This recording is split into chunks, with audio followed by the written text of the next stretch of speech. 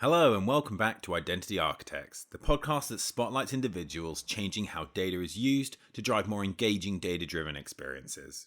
I'm your host Ben Cicchetti, and for this episode, our Customer Success Director Max Toulliou sat down with Dunstan Rickard, Advertising Sales Director at EFG, to discuss the incredibly exciting and immense world of gaming, the role of data privacy, trust, collaboration, and much, much more.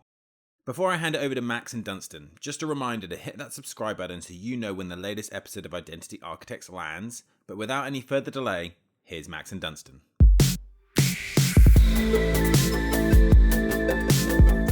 Hi, my name is Max Toulliou, Director of Customer Success at InfoSum, and today I have the pleasure of being joined by Dunstan Rickard from EFG.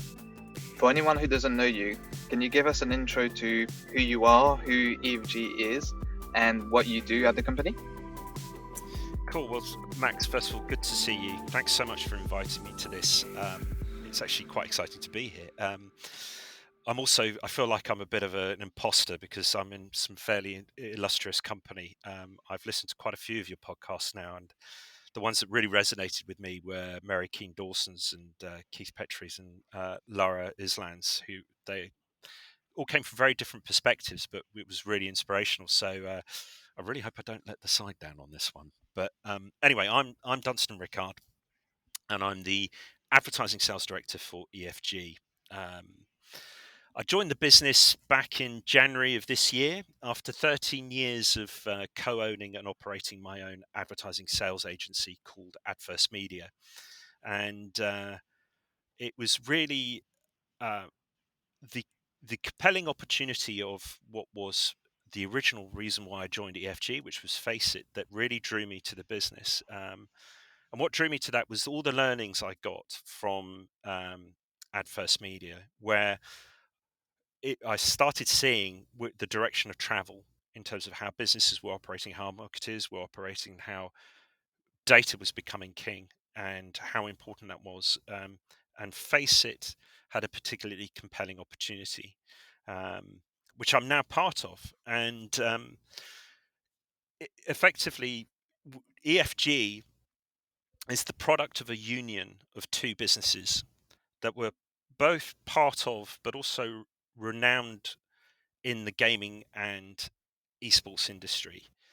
But they very much operated in very different ways within it. But this union effectively means that we've been able to connect the virtual with the physical and vice versa.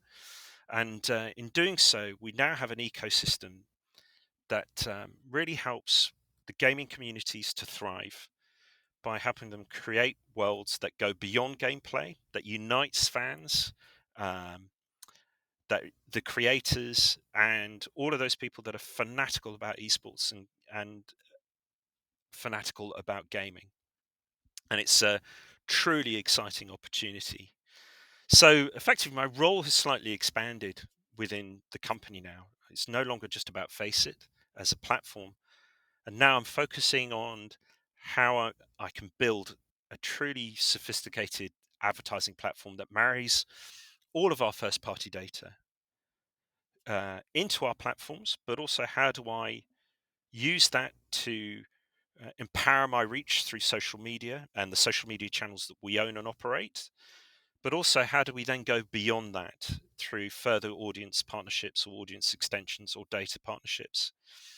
The business is very much at the beginning of this journey, but it really does know it's an incredibly compelling opportunity. And so we're laser focused now on building this, I guess, unique tech stack that will really help us differentiate within the market. For those listening to us who are not necessarily aware or immersed in the sort of like gaming industry, would you be able to give us a little bit more detail about who ESL and FACEIT are and the kind of recent events that happened around those businesses? Sure. So yeah, I spoke about this union. In effect, it's the merger of two companies, one being ESL and the other one being FACEIT, and we've effectively become the ESL FACEIT Group, or EFG. My understanding was the businesses have always sought ways to collaborate, and our co-CEOs clearly got very serious about this a few years ago, and that led to the announcement of our merger and acquisition by the Savvy Gaming Group in Q2 of this year.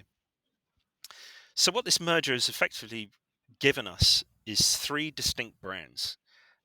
One being FACEIT, which I touched upon, and FACEIT is a competitive gaming platform with 27 million strong community of players that have come to FACEIT because it's a safe place to play with like-minded gamers of all levels, be it that you want to compete socially, semi-professionally or professionally, but to do so in an environment that's safe, where you're not exposed to cheating, and that you can do it at any time and at any level, and helps you connect to the players you want to connect to. So we've created this incredible community. So that's our digital connection. That's our digital platform. And then ESL is where we go into the realms of the physical. And ESL are at the pinnacle of esports. It's where gamers and professional gamers from all over the world congregate or get together to compete globally at some of the most prestigious tournaments in the world.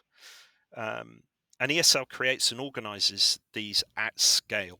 I've never seen anything like it before. It's truly epic. And actually, I witnessed it firsthand for the first time when I was invited to the Intel Extreme Masters in Cologne, which is described as the cathedral of CSGO. And CSGO is the game that these people play, or these teams play, should I say.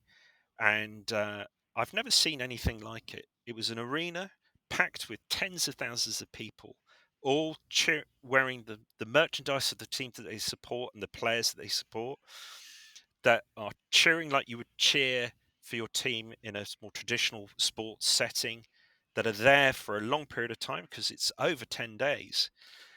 And there's a significant dollar value prize money at the end of this journey for the teams as well. So it was really seeing that all taking shape, which really helped me understand that world, helped me see how our gamers aren't just interested in gaming digitally, they are about this community and they like getting together to share in those experiences, and which goes to explain in no small way why partners such as Intel, DHL, Mercedes-Benz, Monster, etc., all want to be part of that journey. So that's, I guess, the professional esports physical environment that we have. And then we have another business called DreamHack. And the best way I can describe DreamHack is it's the festival of gaming that is, again, global. It goes around the world. And it's where passionate gamers and esports fanatics congregate to get together, to meet their favorite players and influencers. And the players and influencers go there because this is the best way for them to really engage with their fans. Where there's live music, where brands come to bring in their latest games or latest products.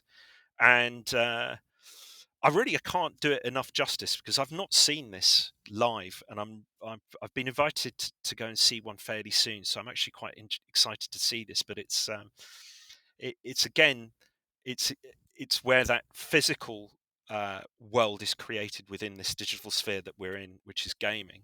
So all 3 businesses operate very differently, but apart from the industry that it's in, it has one great commonality that unifies all 3 businesses together, and that's the first party data that these businesses generate. And I guess I have an objective now, which is to build an advertising platform for this business that is not only best in class, but that really does bridge our digital footprints across our platforms, our social media channels.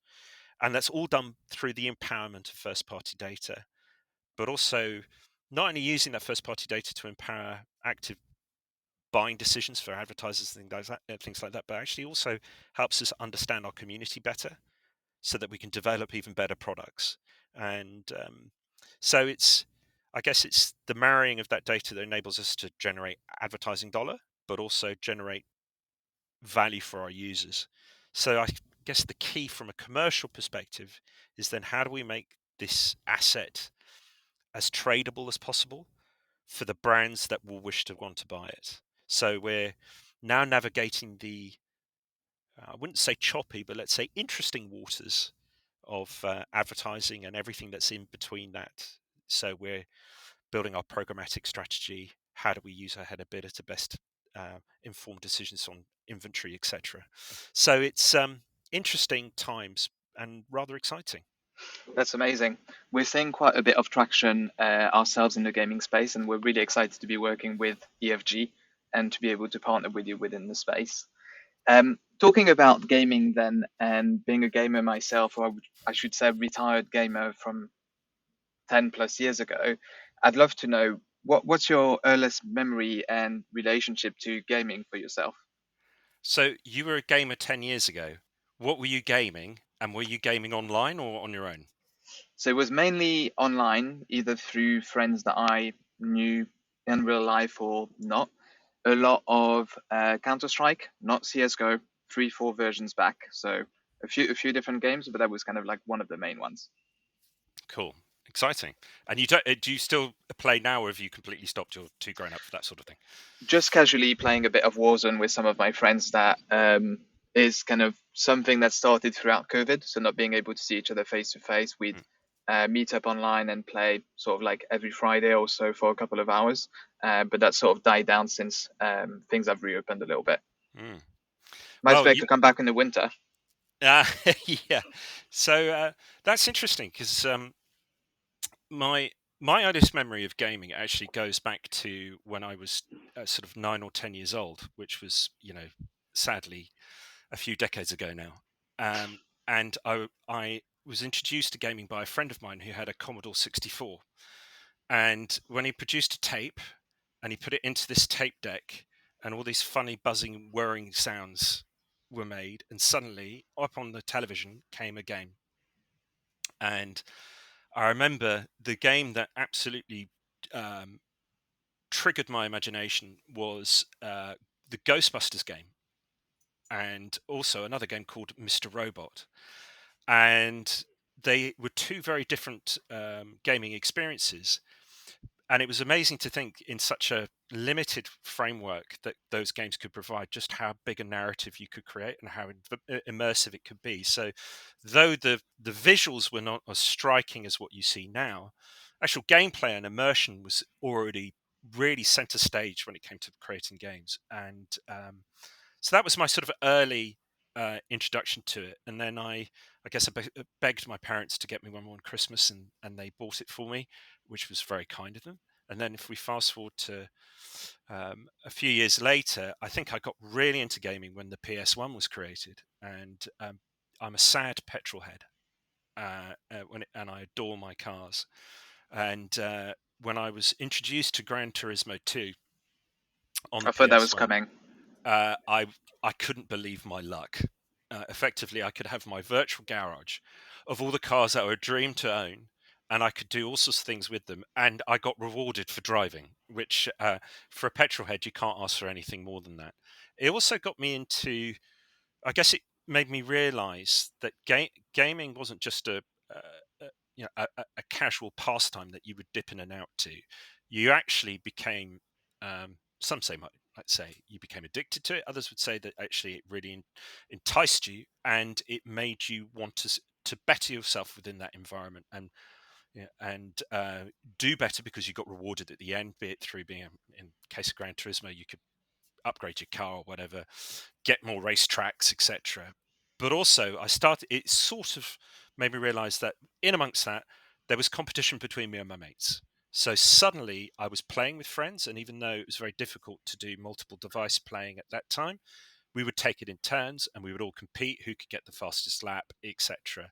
And it was that thing that made me realize that it was becoming a very competitive environment. But also the collaborative side of things was quite interesting. I also had a SNES, and I had a game called Zelda, and that was very collaborative because you do that with friends and figure things out, and you couldn't look up for instructions online or cheats or hacks. You needed to buy a book to go with it. And suddenly that was in a collaborative adventure, completely different gaming experience with completely different gaming results. But it all came around to that, I guess, that collaborative nature, that competitive nature, and you're already building a community. So even if your friends are coming around for a cup of coffee and a game, they're coming around, they're becoming part of your gaming community. And what we've just got now is that's just amplified across the world through the connectivity of the internet. So it's exciting. It's amazing how it's evolved, isn't it? And how companies like FACEIT and others are facilitating people meeting and being able to play together, collaborate, and so on. How do you see that being interacted with by the current generations, or let's say younger generations, maybe in your family, for example? Do you see them having a similar relationship to gaming, or is it different? It's different in the sense that well, let me put it a different way, because actually you strike on something that's quite interesting, especially to do with families. So I have two teenagers, both of which have very different relationships with gaming. My son, most of his friends are online, and he's met through the gaming, his game of choice, the one that he prefers, and his particular interests lie, which is slightly strange for an 18-year-old. He's still hugely passionate about Minecraft, but also he's hugely into train simulators, and he connects and collaborates with his friends on there. And actually, during lockdown, it was his way of making sure that he stayed connected to his world and connected to his friends. And uh, he is also on the autistic spectrum. So gaming for him is a way of having social interaction, where normal traditional social interaction, which would come naturally to those people who are atypical or not on the spectrum, would find easy, he would find difficult. He can't go to the pub and go for a pint and meet people. It's simply not something he's comfortable in doing. But meeting people he's never met before online, getting to know them online through the gaming experience for him, is how he formulates his friendships. And we'll probably touch on the security side of things much later. But for me, that was the way my son could connect to the world and connect to his peers and create friendship groups. For my daughter, it's very different. She's very gregarious, outgoing. She's 16, so she terrifies the hell out of me. And she is at that stage where it's all, if we could unlock her brain and have a look inside, I swear it would just be glow sticks and whistles and lots of dance music playing. But she games.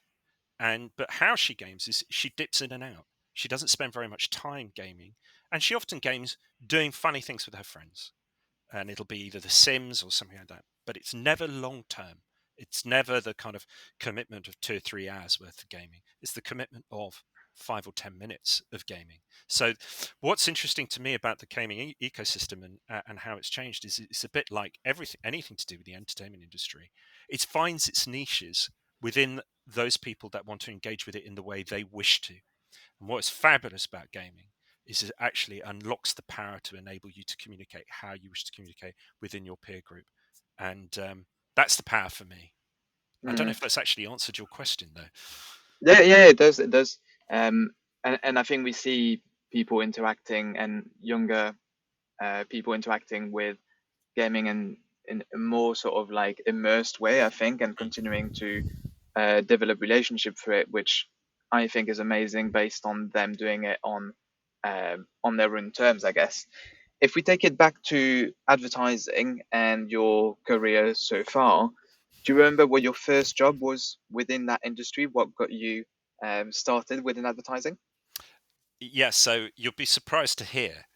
I don't think there are many people that said when they left university, the first thing they wanted to do was go and flog some classified advertising space in a B2B publication. But that's precisely what I did. And it wasn't out of anything other than the need for money to pay for myself. But also I was at a crossroads in terms of what I wanted to do for a career. I was fighting the creative urge to remain a musician. And I was close to pushing on ahead with my career as a session musician, or was I going to be grown up, an adult, and go, actually, I need to forge a career somewhere else? So my early memories of advertising, in terms of my first job, was flogging classified advertising space for a B2B publisher called Centaur. My boss was a guy called James Bennett, and he now owns Television Magazine. He bought it off Centaur Publishing, and it was a very old school environment. You had to hit your call quota every day. I think my call quota had to be 80 or 90 phone calls a day, of which I needed to ensure that at least 20 of them were known as effective phone calls. In other words, you've spoken to a decision maker and some sort of outcome has happened from that. And I also had to hit sales targets and all those other things. And the interesting thing about that environment was it taught me all the core skills of how to sell. I mean, in my first interview, James told me to sell him a pencil. And, I was straight out of university and I thought, crikey, where do I start from here? And of course, you then learn how to manipulate the sales stories so that you eventually persuade somebody that absolutely, not only do they need a pencil, but the very pencil you've got in front of you is the one they absolutely must have. And I guess it was an interesting time because, it was the early to mid 90s. I was talking a lot to media planners and buyers, old school media planners and buyers who were really involved in the media mix, not just specializing in one particular avenue, but they looked at the whole media mix in terms of what the objectives were for their client. And it taught you how to negotiate and negotiate hard, but also using techniques that we still use today, data and information, such as TGI, and how you would fight against your competitors. So that you use the data to prove that your product was better than theirs. And I guess that sort of went all the way through until my last job in traditional media, magazines and things like that, whereas I was at British Airways Media, and I was group advertising sales manager. And my boss was a guy called Alistair Parks, known as Lurch, because he was 6'7" and built like a rugby player because he was a rugby player. And he taught me so much more in terms of the sort of media mix and sales process and stuff like that. But that's when I was dealing with things like sales ledgers, having to write everything down. I didn't have a computer. I had to do a thing called flat planning, where I had to, with the editor, I had a fabulous editor called Sandra Harris at Business Life, and she was brilliant. And I would sit with her every week, every Monday, and she'd go, "How much more advertising can you sell for me so I can put more articles into the magazine?" And we'd hatch plans, and we would set up the magazine so that we knew where the ads would be, where the articles would be, and then eventually you would get it to print and off it would go. And everything was always last minute, and there was always a deadline. You're always breaking the deadline and going to print at the very last moment, plus smoking unbelievable amount of cigarettes at your desk, which obviously I don't do now. But at the time, it was pretty horrific, and I'm amazed we're all still alive. But that was my first job in advertising, how it transitioned into digital media. Quite an early adopter of the usage of data for media planning then. Yeah. And quite a lot of things have changed and evolved since then. Obviously, no more smoking in offices these days, and still quite a lot of usage of data and an increasing usage of data within media. Within the advertising industry, we're quite obsessed with the idea of identifying customers across devices and being able to reach them with the right message at the right time. How do you tend to explain your current role and how you operate within that industry to, let's say, your children, for example, or people that are not part of the industry that you meet at family events and things like that? So basically, how do I explain what I do to friends and family? Yes. I don't. I basically say I do very little and I leave it there, because if not, even my wife hasn't got a clue what I do. But for the purposes of this, of the podcast, I guess the way I would describe it is this. I would jokingly say I make everybody's life miserable online because I put adverts in front of them that they may or may not want to see. But actually, what I really do is I try and use the power of the product and the community I have to introduce this community to advertisers who are relevant to that community, and to effectively drive value not only for them but for the business.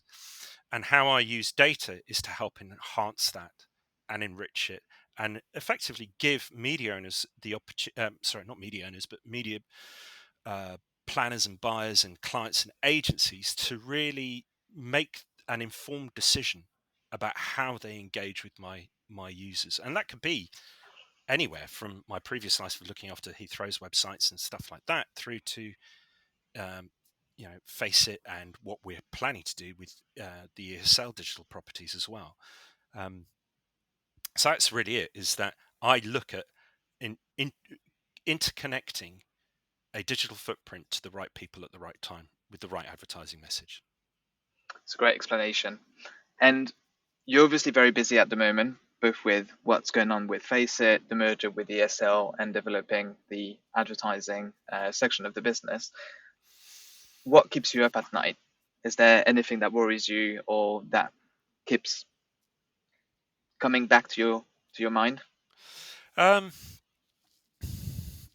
from my fellow band members who keep insisting on trying out new scales and trying to make me do insanely complicated time signatures, I guess that the from a business perspective, what keeps me up is actually a mixture of trepidation and excitement. We're at the beginning. Effectively, business is at the beginning of its advertising journey. It's fully understood how it can create really powerful commercial partnerships, be it through the platform or ESL, who are the kings of the brand partnership experience. If you see what they do with the likes of Intel and DHL and Mercedes and Monster, in terms of their kind of their complete interaction with that audience, it is breathtaking. But from an advertising perspective, especially a digital advertising perspective, it's at the beginning of the journey. And I think what I have many stakeholders that I need to on board with my thinking. They want to protect their most valuable asset, which is totally understandable. And that's either the product, the partners that they already have in place, a collaboration of all, the users, etc. And whenever you put a commercial offering in front of them that may potentially disrupt that relationship, of course, they're going to want to ensure that it doesn't disrupt things so badly, or in fact adds value.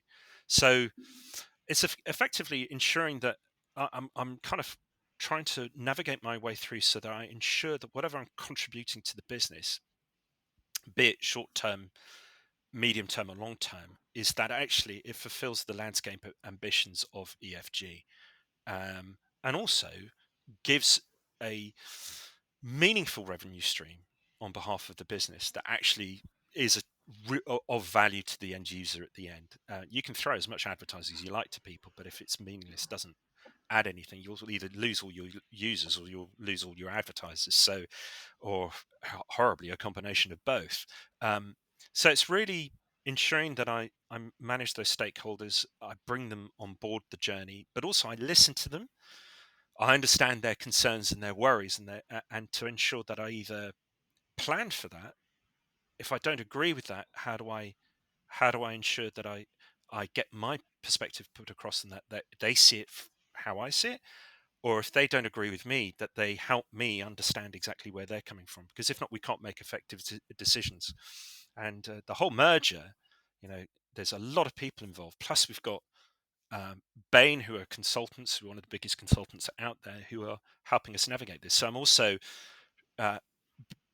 being introduced to the world of consultants, having been for want of a better phrase, an entrepreneur for the best part of 15 years of my life, running my own businesses.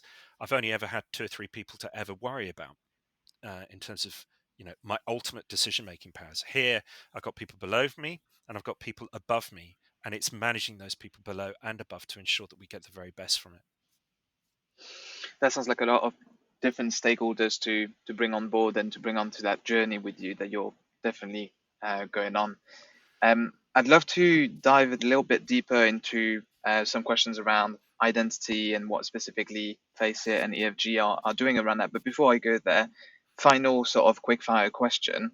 If there was one song that was a soundtrack to your life, what would that one song be? This was actually one of the hardest questions for me to answer. As I think I bragged about, I'm a passionate musician, and I love my music, and I have a very wide spectrum of musical passions that starts at classical music, makes its way through rock, funk, neo soul, ends somewhere within jazz and then culminates in the world of hip hop. So as you can imagine, it's a bit of a mess. Plus, I like physical media, so I have, according to my wife, far too many CDs and far too many vinyl records. In fact, apparently it drives her mad. I can't understand it. I think they look fabulous, but she's of the opinion that it's awful. So I really tried to think about, well, what song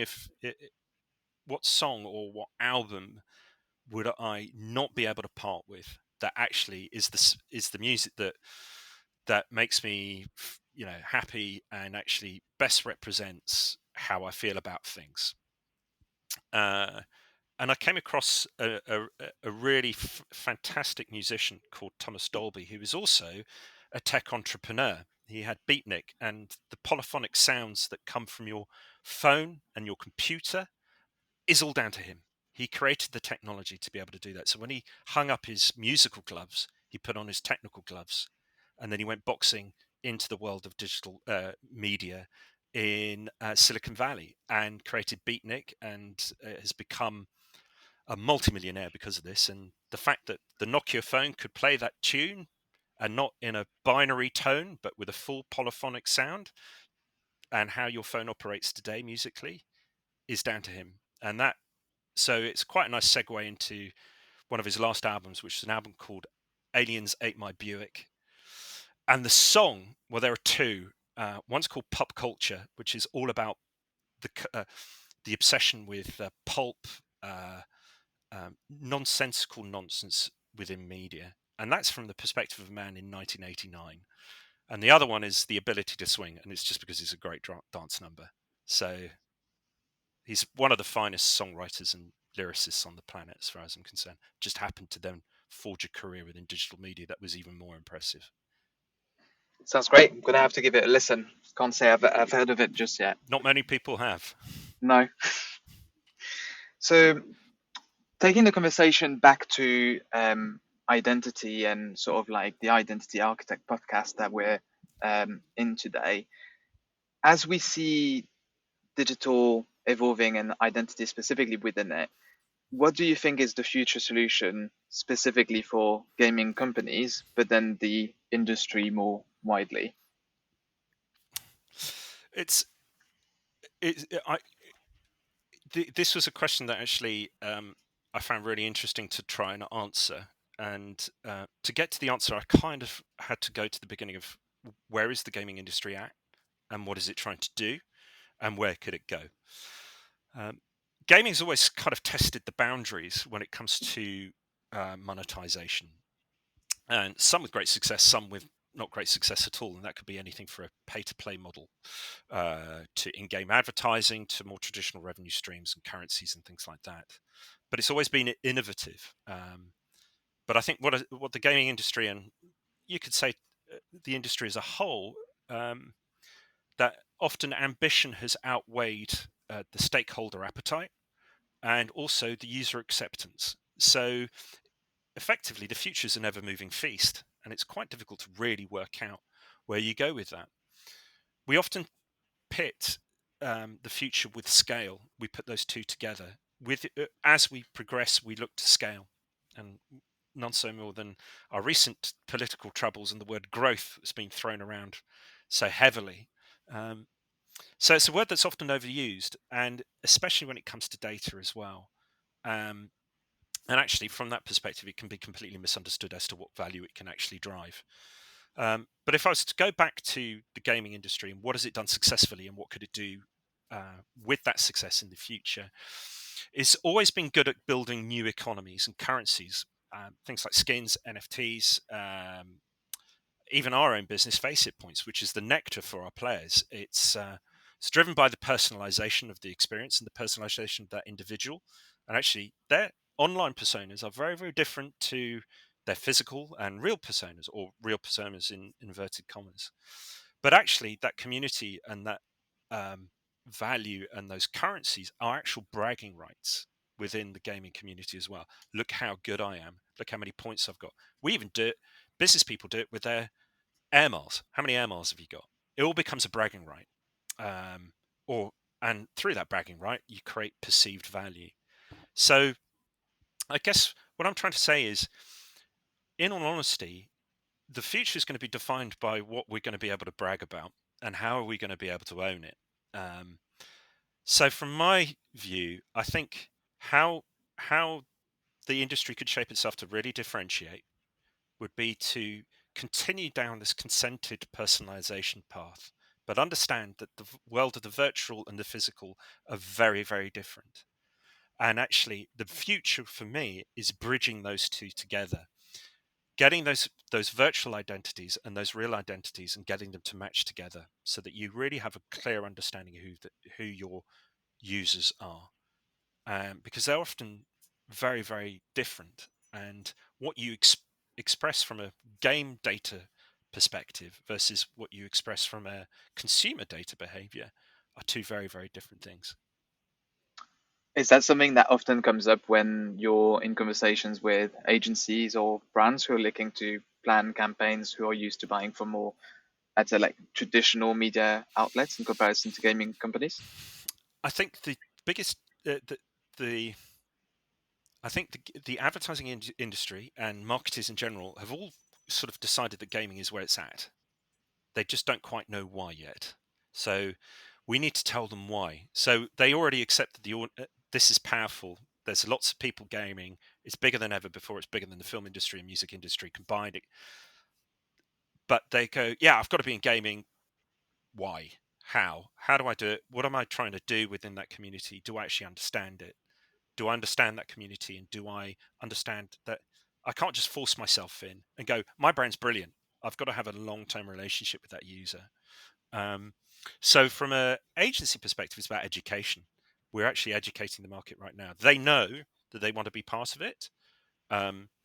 What we're trying to tell them is be part of it, but you've got to be along for the ride, and you've got to really engage. And in fact, I guess that segues nicely into the different tranches that we're building in our advertising piece to ensure that we are delivering that experience for the advertiser that actually matches what the user is getting from our platform, which is why first-party data has become one of the core elements of what we're delivering for our advertising piece. And first-party data being an integral part of marketing strategies of today and tomorrow, like you just said, what 3 things would you recommend every brand, advertiser, or maybe even publisher does right now to prepare for the future? So I guess there's 3 things I would say to anybody that's going into this is always have the betterment of the experience in mind, be it from an advertising experience or a user experience. So agree why you're doing it. Why do you want to do first party data? Why do you want to have ads on your platform? What is it that you actually wanted to achieve? Now, of course, everyone's going to say, I want it to generate revenue, but there's so much more to it than that. Anybody can generate revenue through advertising. What do you want the advertising to actually do for the user experience? Set your boundaries. What are you prepared to do and not do? And that is, again, through advertising itself. Who you're going to allow on there, who you're going to not allow on there. But also from your first-party data, as I think we'll probably get onto later, is they're the crown jewels. What are you going to allow people to? What boundaries are you going to set with your data? And that's, the data itself is defined by what's consented and not consented. But actually, you, as the custodian of that data, if you've got consent to use it, you then have the obligation to ensure that whatever you do with that you don't do it badly and you don't give it to everyone and anyone, that there's a real collaboration between you and the advertiser when it comes to that first party data piece. So yeah, set your boundaries, test and learn. Always test, always learn. Figure this out. You're not going to get it right first time around. Then actually understand the results. Once you've set your boundaries and what you want to do, set out what you want to understand from it. So that's either, and from that perspective, let the data inform you, but not define you. Let the tech empower you, but not take over from you. And actually, for advertising, allow the creativity to stand out. It's a creative medium. I think the danger with our industry is we've got so hooked on technology and data, we've forgotten that actually there's a message at the end of this. and we think the tech should do all the heavy lifting. It's there to support that decision. But if the advertising's rubbish, it's going to fail. The end user doesn't care a jot how the campaign was delivered. Oh, was that real-time bidding? Was that... I can swear that was a piece of programmatic that hit me right there. That was brilliant. And that was a private marketplace deal. So that's really clever. No, they remember the advertising message. That's what they remember. That's what triggers them into the interest. And I think we're in danger of losing sight of that, both as advertisers, but also as publishers. We're becoming more and more fearful about how do we allow brands to really create an experience, because obviously the brands want to be seen, and it's again about that careful partnership, partnering with the right people and agreeing your boundaries and agreeing why you're doing it. So the final piece is don't be scared to fail. I mean, obviously protect yourself, don't do something stupid, but don't be scared of not doing things necessarily 100% correctly, because you need to be able to learn. That's part of that test and learn process. So I urge anybody, not to be scared of failure, but also don't create an atmosphere where failure is seen as no option, because then you stop ingenuity and innovation. Because if every time you push the boundary, there is the danger of failure. And those are the three things I would say to anybody. You've touched on the balance that you're trying to strike as a business between driving revenue, creating a new pipeline of revenue through advertising, but also making sure that the experience is still the best experience possible for consumers, and that you're not oversharing their data, and you're being responsible and making sure that you're using it in the right way. Why do you think that's so important? Why is that such a core principle within the EFG group? It's multiple reasons. Obviously, the old adage is the consumer is always right. So you need to be mindful of what the consumer wants, what it's prepared to have from you or not have from you. Consumers are also fickle. They can love you one minute, leave the next. So if you don't love and nurture them, the reality is you would lose those users. So it's really important that that the user feels appreciated, but more importantly, that whatever you ask of them, that there's a reason for it, and then they're going to get something back from that. And that can be a user experience through to, well, we're going to personalize the advertising, make sure you don't have stuff that you shouldn't be seeing, et cetera, et cetera. And I think, and that's really what's really important. But also, I think we're in a world where data privacy is a hot topic, and we're more and more aware of it as consumers. And be it through the abolition of the third-party cookie, et cetera, et cetera. And I think within that, whilst we're looking to protect our users, is that we also need to work out how do we bridge the gap between the apathetic and the distrustful. So we have two extremes here when it comes to identity and consent. On one side, you have people like me who just go, yeah, whatever. Or you have the other extreme, which are my children, and some people I know that work within our business who are young, who take one look at it and go, no, just no. They won't actually look inside the box and go, well, what does this actually mean? It's either yes, no. It's really binary. So we either care too much and to the point where we don't want to know, well, what are you doing? I just know I don't like it, I'm getting rid of it, to we don't care at all. So there's no kind of in between. And I think we as custodians of data and users and subscribers, etc., we need to help consumers understand the relationship of their digital identity and how that relationship affects us and how it affects them. And I guess that all comes down to trust, right? But trust is a lever that marketing has and advertising has used as it's a dance as old as time. And the industry itself inherently distrusts everyone around it, and to some extent, even itself.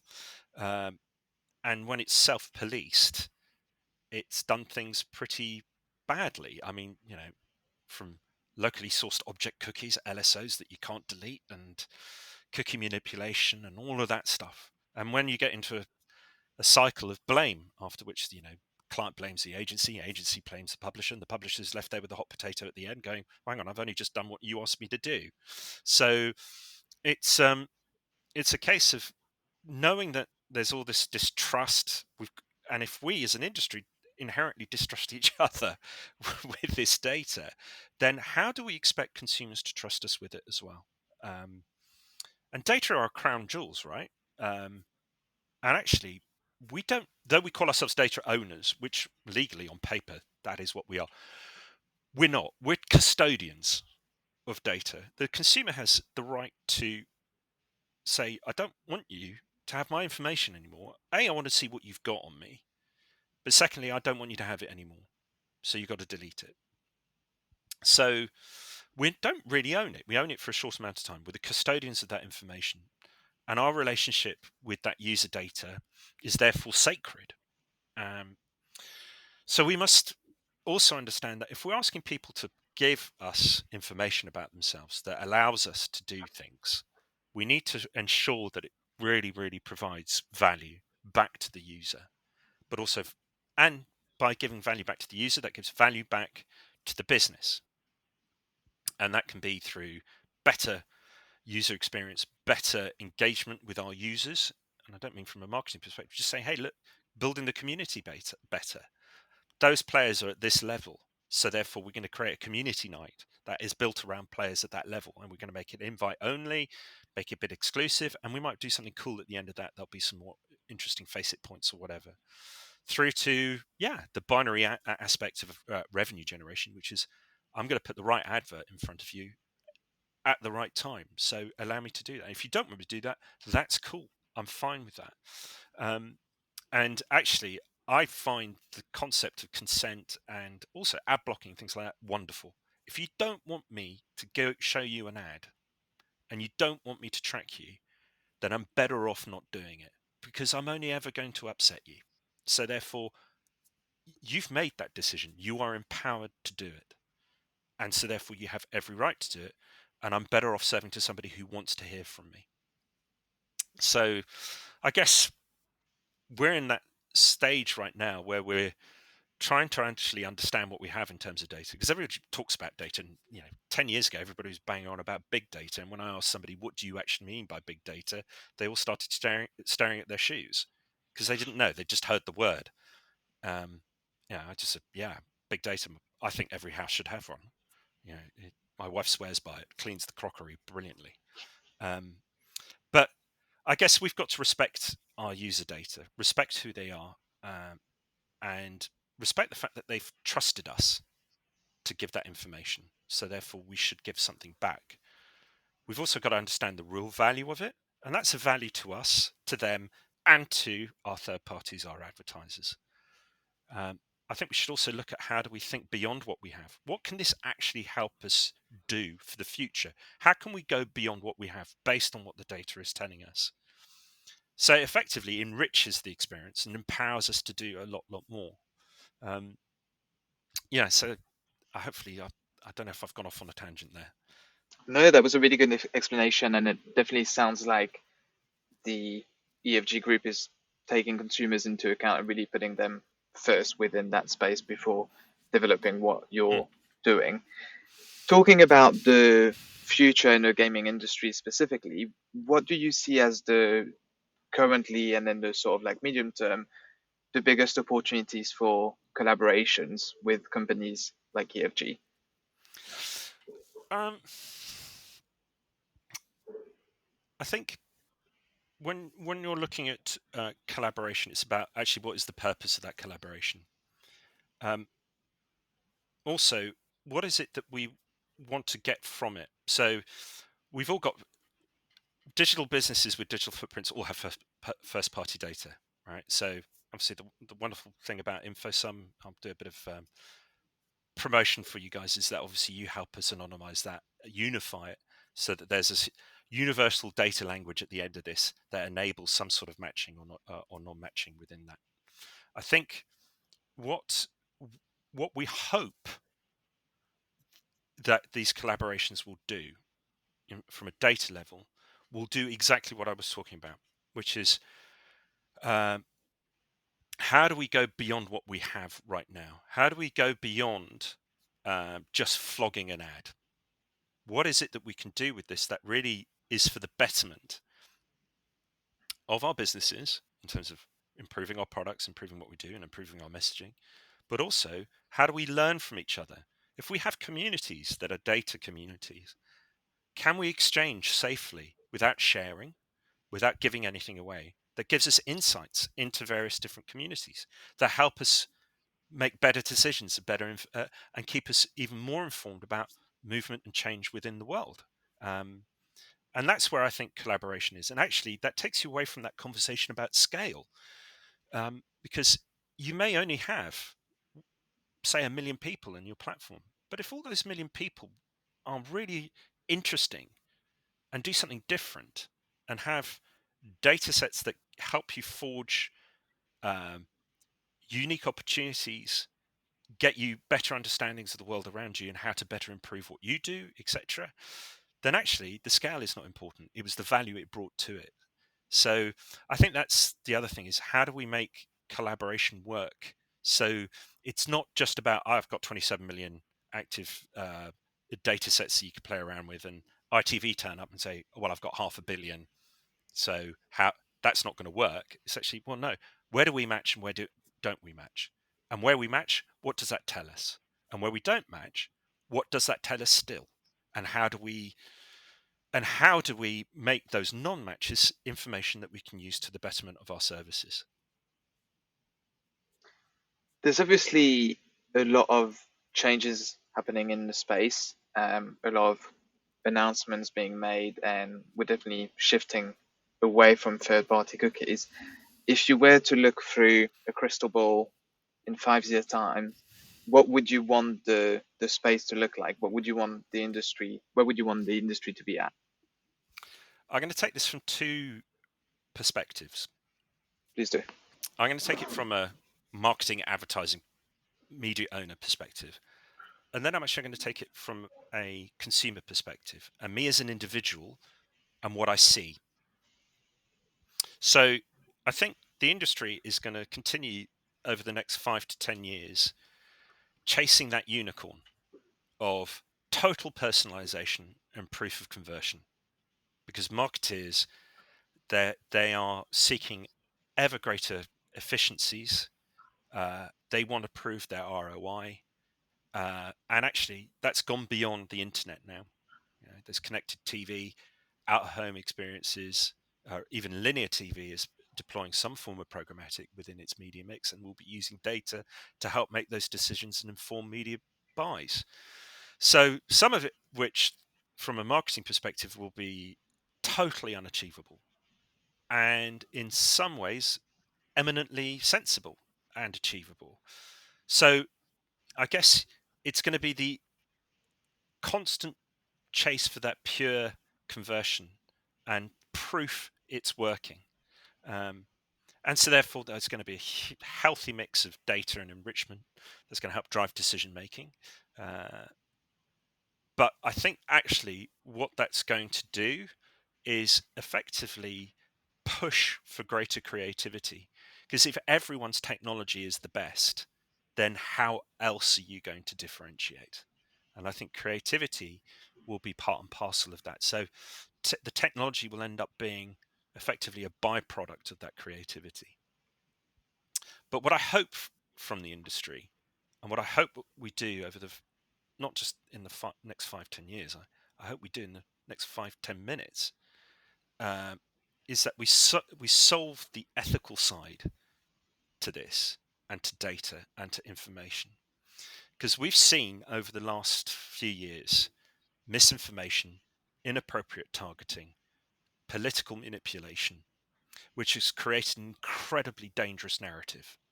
And actually, I'm very fearful of how we've effectively, in some ways, used ad tech to empower manipulation of information that we then put in front of people, who then start, uprisings, going to the Capitol because they believe a vote has been stolen from them, to whether you voted for or against it, you created a narrative about Brexit, which was based around misinformation, etc. And I think that that is the biggest thing that we need to resolve when it comes to identity, because we are using identity, or that digital footprint, that to understand how we can trigger and manipulate people into a certain type of thinking. And no greater evidence of that is I'm an addict of podcasts, and I listen to Americast, which is on the BBC, and they have a journalist who's responsible for understanding data and manipulation and misinformation, and her name is Misinformation, and it's brilliant. And what she's done is she's created 5 different personas to see what happens with those personas, what information is put in front of them, and how aggressive certain lines of thinking are pushed in front of them. Identity is being used to deliver that sort of execution. So what I hope is we solve that. And I think that that's going to take great political pressure as well as people pressure to make that change. Frankly, if we can solve it in the ad industry, we can certainly solve it within the wider community. And in effect, we need to force regulation. We don't have a universal language when it comes to regulation. We're still trying to figure it out. 1 minute it's GDPR, TCF2, suddenly we don't like TCF2. My God, the number of arguments I've had with our legal team and our data people who all think that we're all going to hell in a handbasket because we dared to put TCF2 on our CMP. It just goes to show the ambiguity of the language and the guidance that we have with people's data. And the byproduct is, through that ambiguity, the danger for businesses are that they get heavily penalized if they get it wrong. So it's understandable there's that scrutiny. But if we don't have a universal language that allows us to not only navigate the commercial world, but also the editorial and political world with it, then yeah, this is only set to continue. So I hope from a ethical perspective, this is actually where our primary goal should be with identity. Thank you for that answer. We're reaching the end of our time together. Is there anything that you've not mentioned that you'd want to add at this stage? Oh, loads. No, don't worry. No, I wouldn't do that to you, Max. I've bored you already. And I'm an illustrious company, so I don't want to let the side down. It's been a pleasure talking. We use this podcast as a means to introducing the industry to individuals and celebrating those individuals that have pioneered new ways to use data to deliver better customer experiences. When you yourself look at people that you admire within the industry, you mentioned a few names of people that you've worked with across your career. Is there anyone that you'd recommend or nominate for us to interview in an upcoming podcast? Actually, I really like that question, and I'm not. I was initially going to say you should speak to my good friend Andy McNabb, not the SAS book writer, but actually a veteran of the advertising industry, hugely experienced, been there, seen it, done it. Currently, very senior within a business called Fanplayer, all about data, but also old school sales. And the guy's a legend. But actually, I think for the podcast, we should look beyond people who are in the industry, but actually those people who are on the fringes of it, or actually inform policy and decisions. So obviously I went on a bit of a political bent earlier, and I'm going to go back on one. And actually, who knows who is going to be our next secretary for digital culture, media and sport. Currently it's Michelle Donnellan. But it could be anybody, because obviously Sunak has just been voted in today, and we are about to find out what his cabinet looks like. But I would urge you to speak to them, because they are actually going to be the custodians of how our industry operates, and they're the ones that can apply that political pressure about what that we discussed.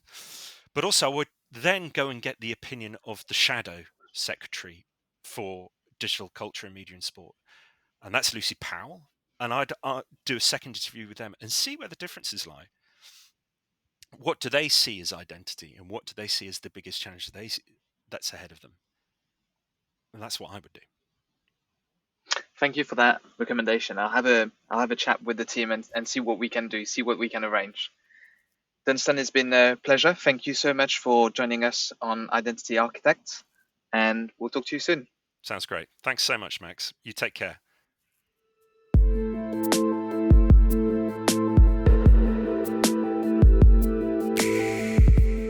Thanks again to Dunstan for joining us for this episode. As a gamer myself, I found this a fascinating episode, and it was great to hear from Dunstan how EFG plans on using its first-party data to drive more value for its players while remaining player first in everything they do. All that leaves for me to do is remind you to hit that subscribe button so you know when the next episode of Identity Architects lands. But until then, thanks for listening.